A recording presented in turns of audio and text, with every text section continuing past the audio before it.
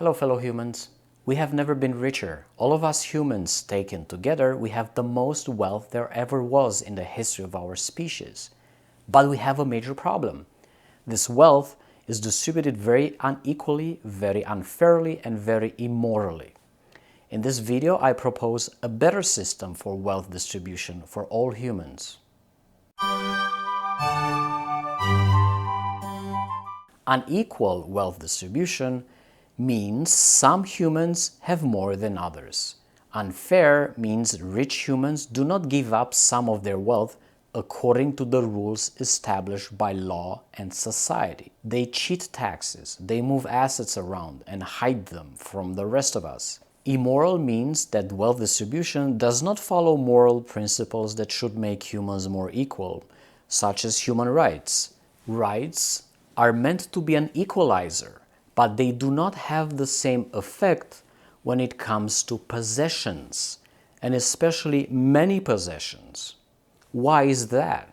The challenge is to make wealth distribution an elevated high principle for all humans at the same level as all human rights, recognizing the reality that individual wealth is accumulated within society using the resources of society. Wealth must be socialized while maintaining nuances of individual merit. We must overcome the cycle of politics. A transformative distribution of wealth paradigm must become apolitical and should have a constitutional status. I propose the creation of an institution whose mission will be the administration of the distribution of socialized national and international wealth. I call it the social branch.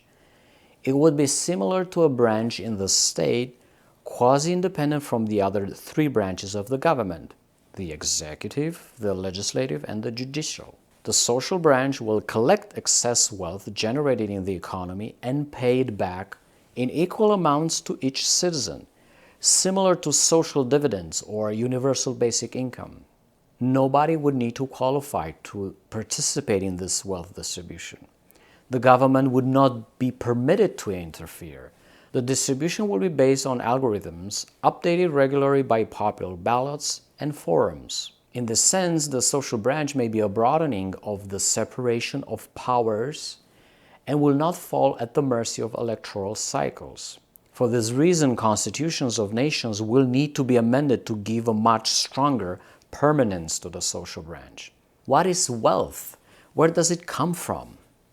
In our current capitalist economy, wealth can take three major forms: ownership contracts of assets, power to use, to benefit from and sell capital, like cash, stock, rights, etc., and capital itself independent of ownership and power. This distinction is very important because in capitalism, humans can have ownership without power. Imagine a billionaire sitting on hordes of cash and real estate, but no stocks. Power without ownership. A CEO of a company with few or no stocks. Capital without both ownership and power. Imagine trust funds that pay off only when the children of rich humans turn 25, or stock that is being bought and sold within seconds. However, these distinctions are almost never pure, and there's always overlapping between the three forms of wealth. Remember, the assumption is that wealth is always constructed socially, by using resources from nature and society. This is why everyone participates in its creation. However, the current distribution of wealth is very, very far from mirroring the fair and just contribution of all humans to its creation. So if wealth is these three things, how do we make sure we collect it properly and how we distribute it fairly to everyone? The social branch will collect wealth in many forms. A proportion of the taxes on corporate profits. Let's say 80% of the tax goes to the government to pay for roads and schools, and 20% will go to the social branch. Yes, this will deprive the government of income, but it will also relieve pressure on government expenses, similar to basic income programs. Taxes on capital transfers, like sales of stock, cash leaving the country towards fiscal paradises.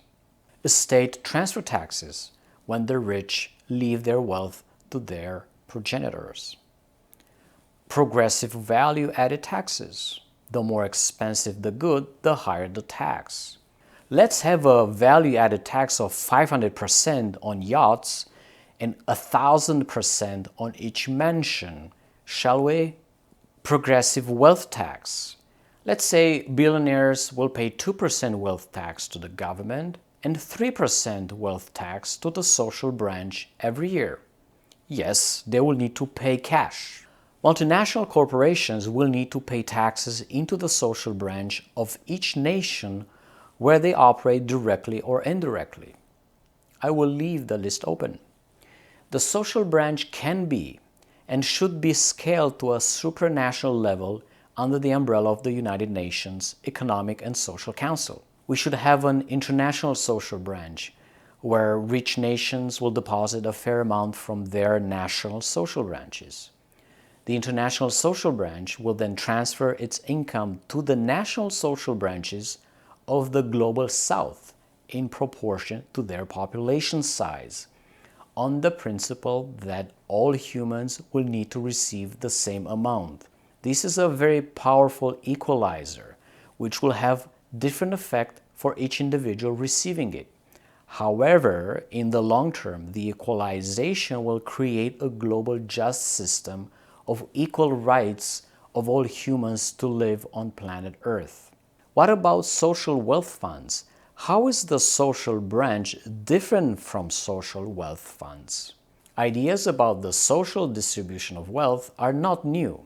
Sweden has tried with the Meidner plan to distribute the ownership of corporations to the workers and largely failed. On the other hand, Norway is a success story.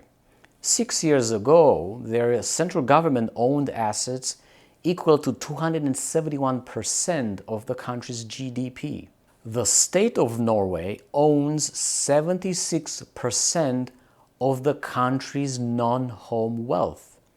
For comparison, the Chinese government owns only 31% of its national wealth. The People's Policy Project proposes an American Solidarity Fund, similar to the existing Alaska Permanent Fund, which is still very popular and very successful. People of Alaska receive thousands of dollars each year from their wealth fund. The purpose of these funds is, like in my proposal, to distribute wealth socially. However, these social wealth funds assume that the state takes ownership of economic enterprises. In contrast, the social branch I propose does not make the state owner in enterprises. Ownership would remain with the current capitalist class and will eventually be moved into the hands of the workers, following a model I suggested in another video. The capitalist class will diminish and will disappear. The social branch is a proposal that seeks to decrease the role of the state, increase the economic freedom of the people, and achieve just wealth distribution at the same time. I do think social wealth funds are a good idea, but I believe we need to seek even simpler ideas that achieve the same goals and much quicker because of the pressures from the climate crisis. The idea of wealth and income redistribution has wide popular support when the right questions are asked. Humans across the globe do not say they want perfect equality, but they do wish inequalities were much, much lower. When asked in a survey, respondents across gender, educational levels, political orientation, estimated that the top 20% richest humans owned between 50 or 60% of all wealth, and stated the ideal ought to be between 30 to 40%. While in reality the top 20% owned 85% of the private wealth. Similarly, when it came to CEO to worker income ratio, respondents from 40 countries thought the ratio was between 6 and 41 to 1. They wanted the ratio of a maximum 6 to 1. But the reality is 40 to 350 to 1. This is huge. On data like this, we can build a strong consensus for designing a new mechanism for economic justice. Politicians should heed the pressure of the people. Once awakened, nothing can stop the march of millions towards justice. Thank you for watching. Be kind and brave. A better future is possible. Click here to watch how to convert publicly traded companies to worker democracies.